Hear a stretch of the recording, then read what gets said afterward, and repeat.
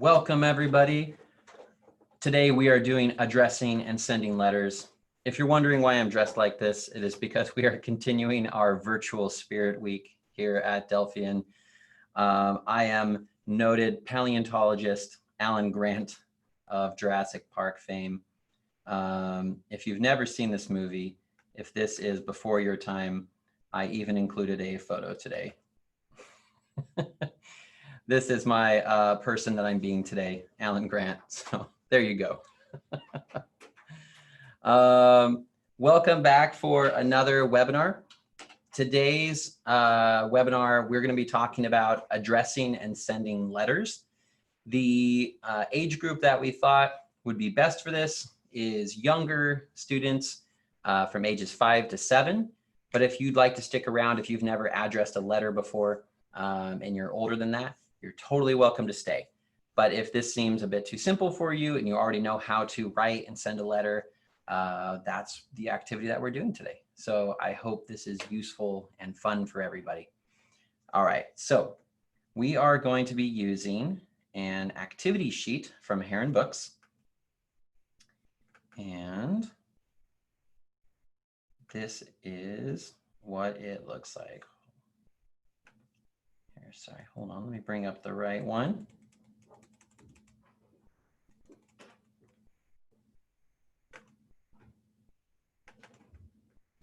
Oh, I just have that on the wrong page. All right, so what we're going to be doing is talking about what you need to write on a letter itself and what you need to write on an envelope in order to send it.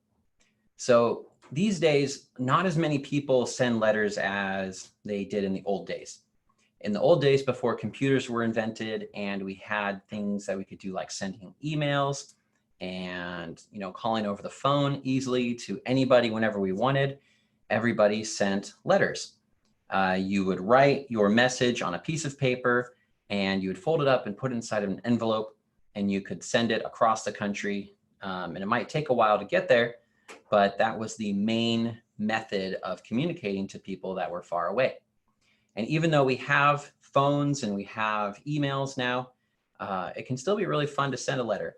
There's something fun about actually writing something on a sheet of paper and physically sending it to someone and then getting something back. It takes a little bit more patience, but it still can be really fun to do that. So the first things I want you to do at home, if you want to follow along today, is get a sheet of paper. And if you have them, get an envelope that looks like this, just a plain old envelope. And if you have one, also get a stamp. If you don't have envelopes or stamps at home, that's totally fine. You can still watch and follow along with what we do.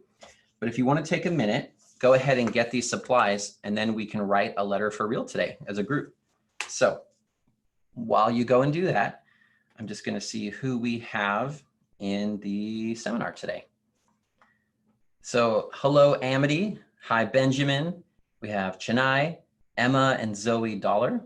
We have Gayatri, Isaiah, Jocelyn, Christina, Lily, Lewis, Olivia, Princeton, and Reese, and Whitman too. So hi, everyone. Looks like a few more people are still showing up here.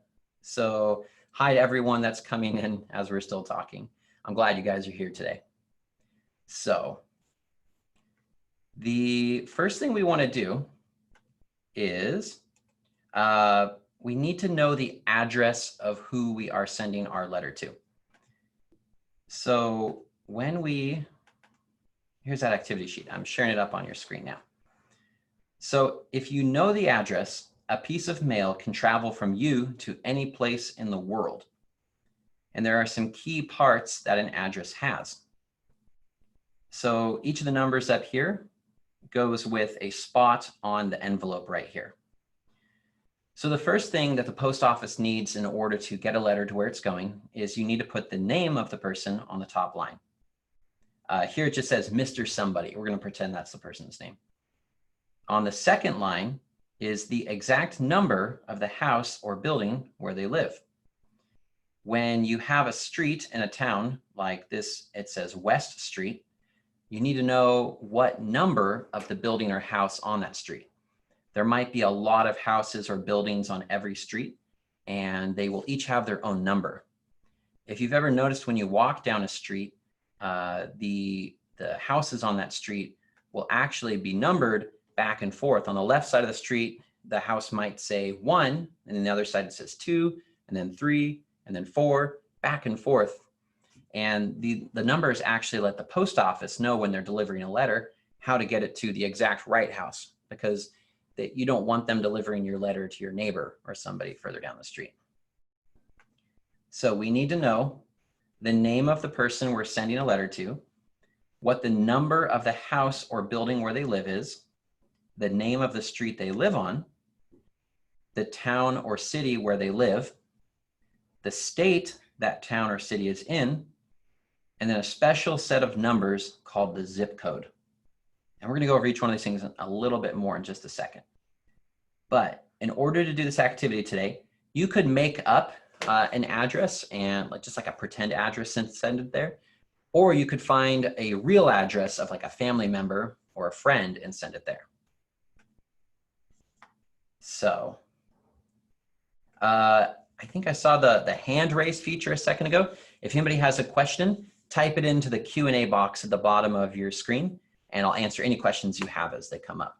So if anything we go over, you just need a little bit more explanation, or something about it didn't make sense, just ask there and we'll make sure that it makes sense for you. So, all right, so we're gonna pretend to practice those parts of the letter. We're gonna pretend that you're writing a letter to yourself. These are the things that you're gonna write down. So go ahead and on your sheet of paper, write down your name on the top line. And then on the second line, you're gonna write down your house number. If you're not sure what your house number is, just run outside, actually run out your front door, and it's usually right on the front of the house, somewhere near the front door, there will be some numbers. And for a house, it's usually 3 numbers or less. Sometimes, 3 numbers or less. Sometimes it's more, but it could be something as simple as 1, 2, 3, or 2, 4, 5. But if you don't know the number, just run out there and look. And then you need the name of the street you live on, and the town or city where you live. You probably know that one. The state you live in. And then this last number, it's a bit harder to know this one. You might have to ask your parents what your zip code is. But right now, you can practice writing all these down on your sheet of paper. And you don't need to write any of this in the Q&A box. This is just practice for yourself at home. You can go ahead and write this on your sheet of paper. So I'll leave this up on the screen for a minute while you practice writing all of that down.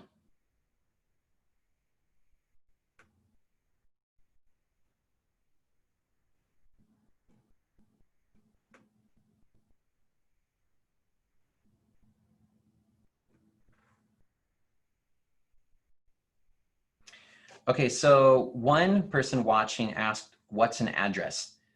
So the address is just the word for all this information here.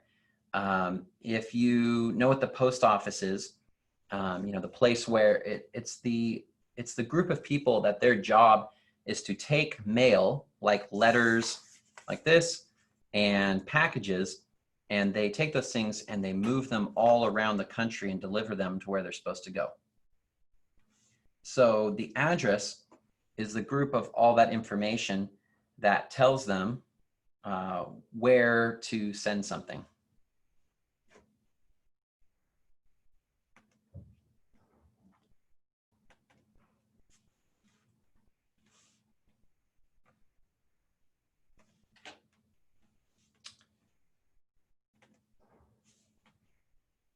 Sorry, it looks like we might be having a little bit of technical difficulties right now. Somebody said in the Q&A box that they can't see me, and it actually looks on my screen here like the video might have dropped out. Sorry about that. We'll try to figure out why that's happening. I'll keep on just talking while we try to figure out why the video is not working. But yeah, the address is just that group of information that we were talking about.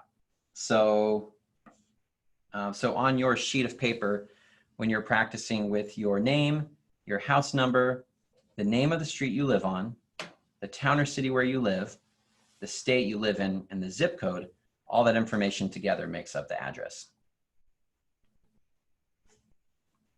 So, yeah. Sorry about this delay here. We're just trying to figure out why the camera turned off. It'd be kind of difficult to show you the next steps of this without that, so please bear with us. All right, it looks like it popped back in. Okay. Here's my assistant, James. It looks like his perfect time for the camera to come back on. James is a magical person today, so his magical presence looks like it made the camera start working. There we go. Thank you, Newt Scamander. All right, so let's keep on going. So this information I just wrote down is practice. Now let's think of someone that we would like to write a letter to. This is sideways in the activity book. So I'm going to go ahead and write up on the board an example, while I want you to write your example on your envelope in front of you if you have one. So take your envelope and we're going to practice writing the information right there in the middle area. Now it's important when you have an envelope and you're addressing it, you have to put information in the right places or the post office won't know where to send it. So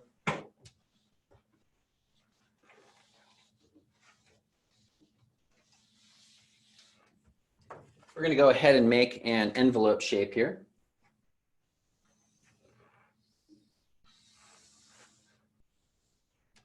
Envelopes are usually this rectangle shape. Sometimes they can be more like a square, but whatever square or rectangle shape it is, the person that you're going to be sending the information to, you always want to write their information in this middle area. That's how the post office knows where you're trying to send something to, is they'll be looking for that info right here. So I'm going to send my letter to my friend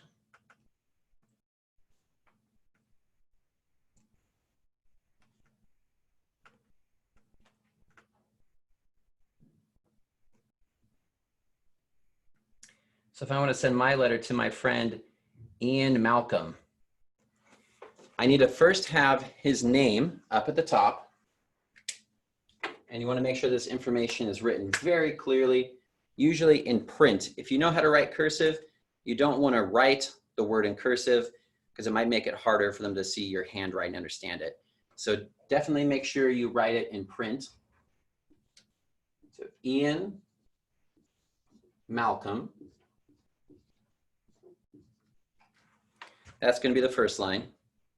And then the next line, I'm going to write the number of his address, of his house, 777 Washington Street.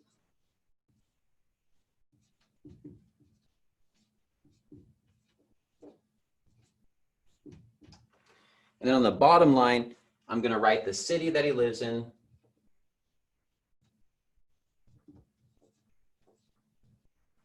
And then you do a little comma, that's that mark, the state,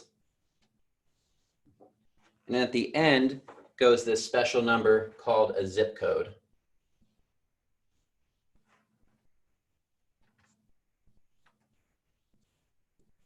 Okay, so I'm going to end the screen share there so you can see this nice and big up on the screen.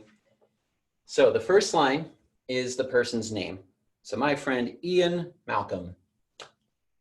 Then there is the number of his house, which in his case is 777. The name of the street he lives on, Washington Street. And something that you'll see very often in addresses is they'll shorten the word sometimes. So if I wanted to write out the whole word street,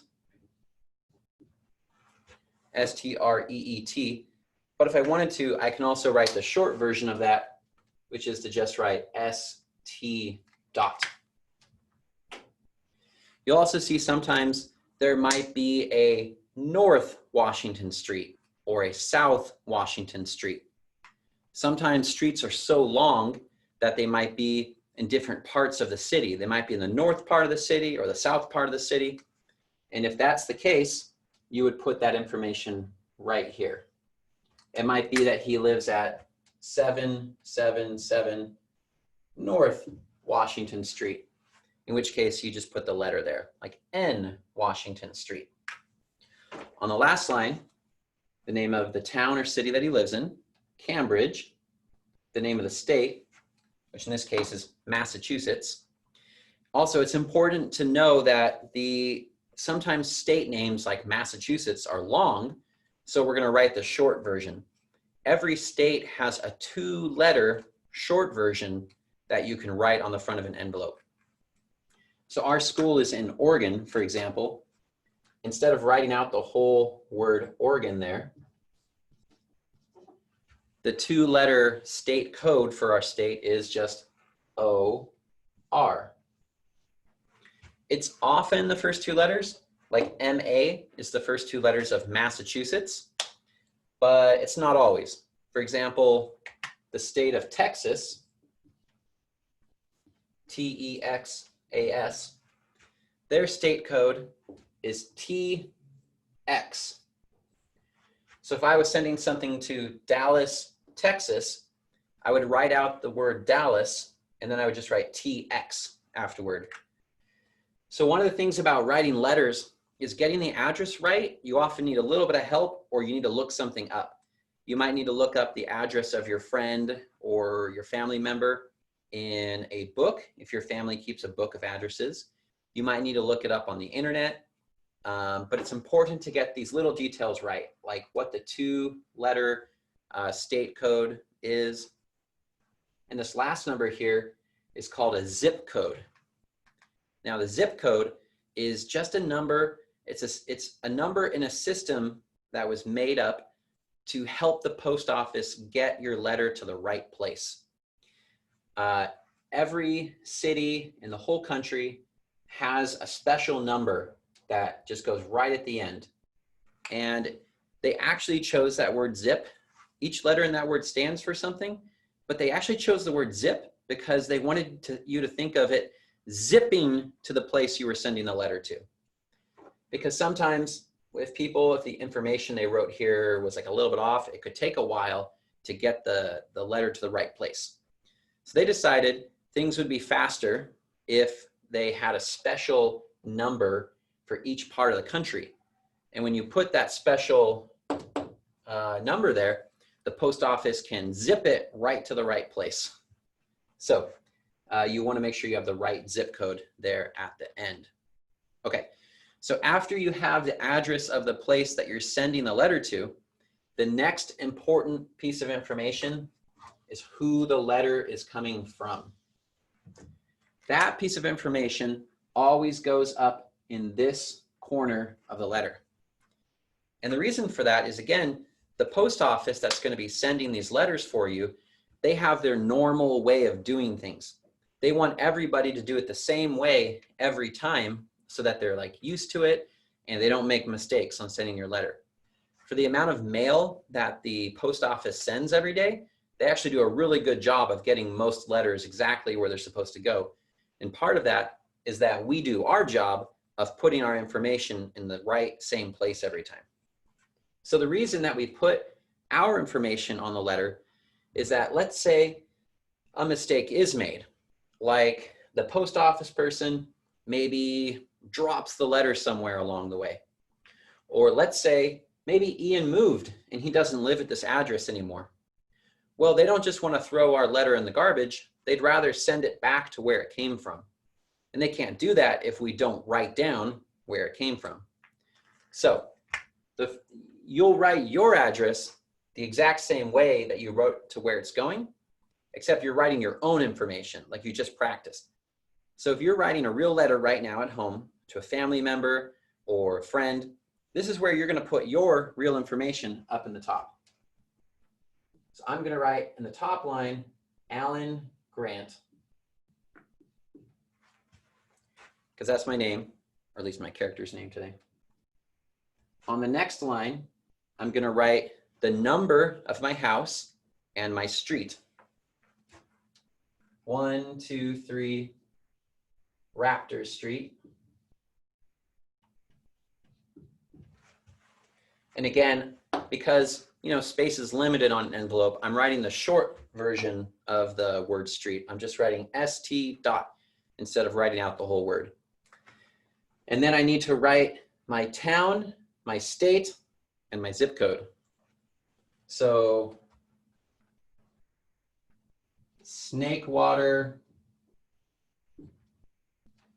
Montana. MT is the state code. I'm 99% sure. And then I'm going to write my zip code at the end. I'm just going to make one up here. Don't try to send a letter to Snakewater because it's a made up place for the book and movie Jurassic Park.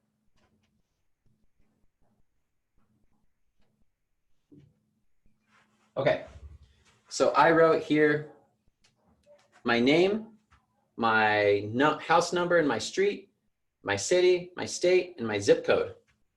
So if anything happens to my letter along the way, the post office will know this is where the letter came from, and they can send it back to me. So the third and last important piece of information we need on a letter is the stamp. So stamps come in all sorts of different, colors and pictures, but they'll usually look something like this. You buy them in sheets from the post office. My stamps here are all national parks. They're all really pretty pictures or paintings of national parks around the country. But you can get stamps that look like anything from comic book characters to famous celebrities to stamps that celebrate holidays or historical events. A lot of people, they like stamps so much that they'll actually go to the post office and buy sheets of stamps just to save them because they're awesome and they want to collect them. But it's really important that when you take your stamp off of the sheet, that you put the stamp up here in the upper right-hand corner. So we'll put our stamp up here. Let's just say that it has a star on it, and it usually has the word forever on it. The reason it says forever is that, it usually says USA too. It used to be that most of the stamps that you bought, they cost a specific amount of money that it would say on the front of the stamp. Like it might say 32 cents per stamp. But then as the price of sending a letter went up, now it costs 33 cents. They wouldn't let you use just that 32-cent stamp anymore. You'd have to put a 32-cent stamp on the letter and a 1-cent stamp in order to send it. So eventually they changed that, and when you buy your stamps, you do pay the current cost of what each stamp costs, but the stamp is then good forever. It doesn't have an amount of money on it before, because I could buy this, today, and I could send a letter 10 years from now, and this stamp will still be good as long as it says forever on it. So stamps go in the upper right-hand corner. You want to put it there because the post office, they use machines to sort the mail. The post office gets so many letters that it's not a person always looking at them. They have big machines that they can put all the letters into it, and the machines will kind of sort the mail where it needs to go. Because the machines, they're using computers and they're using cameras to look at the address and see what you wrote and try to put it to the right area. And they're also looking to see that there's a stamp up here. If you put the stamp somewhere else on the envelope, the machine will probably say, whoa, something's wrong here. And then a person will have to look at your envelope to make sure that there's a stamp. So by putting the stamp somewhere else, you could slow it down or create a problem where maybe your envelope, your letter won't go to the right place. So they're always going to look for it up in this upper right-hand corner. So that's where you should put your stamp.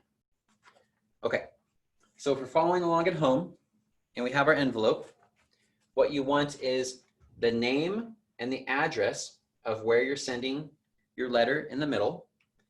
You want to have your name and address in the upper left-hand corner, and you want to put your stamp right here in the upper right-hand corner.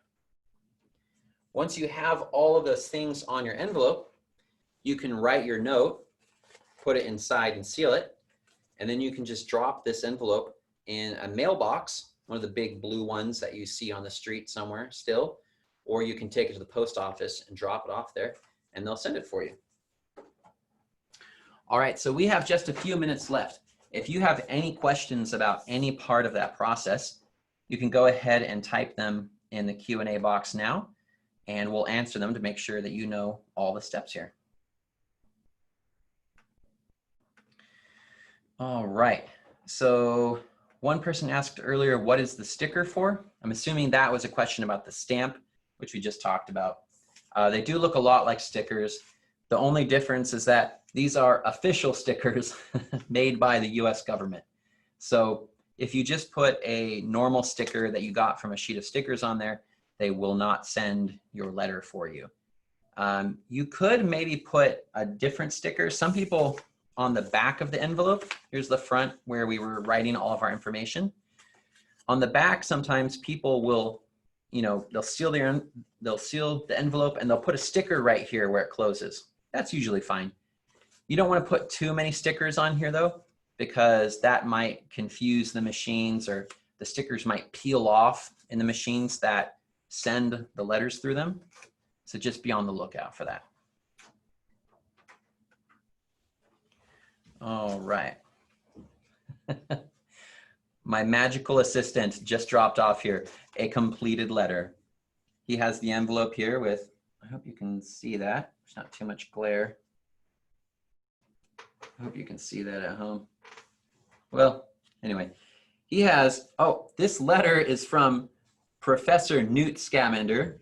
He wrote that very well in the upper left-hand corner. It's from 7 Hogwarts Road, Hogsmeade, Scotland. And he wrote it to me, Dr. Alan Grant at 123 Raptor Street in Snakewater, Montana, 48059. He has drawn in his stamp up here, but since he's magical, he can get away with it. And we open it up, and inside we have our letter here. Dear Alan, I think you are doing a great job. Thank you for delivering this webinar. Sincerely, Newt Scamander. Thank you, Newt. I appreciate it. All right. We have another question here that says, why is there an order to put the letters in? If you're asking about the letters of the state, or if the order of everything up here, it's just sort of an agreed upon order that's the way the post office wants you to do it. If you put the information on the front of the envelope in a different order, it just might confuse the people that work at the post office that have the job of getting the letter to where it needs to go.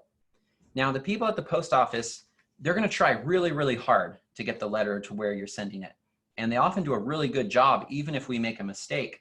There's a good chance they still might be able to get it there. But if we do this information in a different order, or we leave off too much information, they just won't be able to get it to where you're trying to send your letter to. So I hope that helps with that question. Another viewer asks, what about PO box numbers? So sometimes people, they want their mail sent to a post office. They might live like out in the country somewhere that's hard for the post office to get to, or they might get a lot of mail. So they want their mail just held at the post office and put in a special box. And that's called a post office box or a PO box. If the person that you're sending a letter to has a PO box, that information is usually right here on this line. Instead of a instead of a house number and a street name, it might say Ian Malcolm, PO Box 525, and it's usually still at a city in a state with a zip code. because what we're communicating by writing that on there is we're telling our local post office, send this to the post office in Cambridge. It's going to go to post office box 525.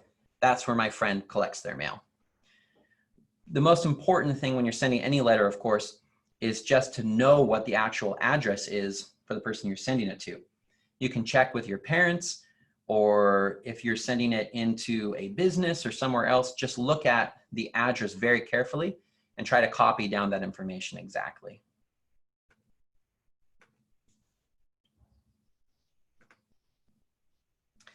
Another viewer asks, why do we need a stamp? Well, the stamp is basically how you're paying for the letter to be sent. The post office, the workers there, they have to get paid for the job that they're doing.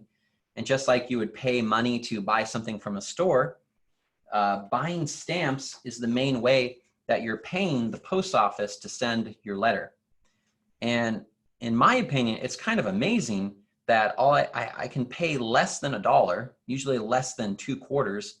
I forget how much stamps cost right now, but I'm pretty sure it's still less than 50 cents.